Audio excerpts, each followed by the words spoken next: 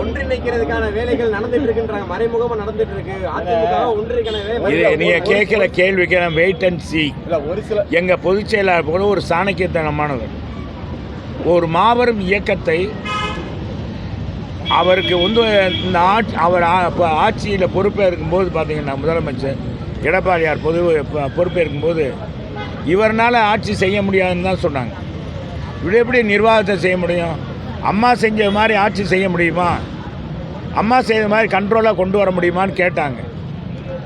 ஆனால் இது 2 மாதம் 3 மாதம் கூட நினைக்காதுன்னு சொன்னார் நம்ம முதலமைச்சர், அன்னைக்கு எதிர்க்கட்சி தலைவராக இருக்க இன்றைய முதலமைச்சர் மு.க. ஸ்டாலின், திமுகவுடைய தலைவராக இருக்கு.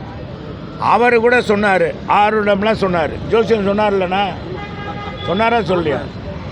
இந்த ஆண்டில் இப்போ ஆட்சி கலைஞர்னார். 4.5 ஆண்டுகள் மிக சிறப்பான ஆட்சியை கொடுத்தார். கொரோனா வந்துச்சு, கொரோனாவை கட்டுப்படுத்தினார். அந்த நேரத்தில் மக்கள் துன்பப்படக்கூடாதுன்னு பொருளாதாரத்தை நான் ரொம்ப விரிவாக சொல்லலை, சிறப்பாக செஞ்சார்.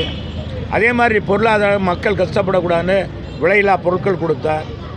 அதை கொரோனாவை கட்டுப்படுத்துறதுக்கு பல்வேறு நடவடிக்கை எடுத்து ஐநா மன்றமே பாராட்டி, உலக சுகாதார மையம் தமிழக அரசை பாராட்டியது, பாரத பிரதமர் தமிழகத்தை பாராட்டினார்.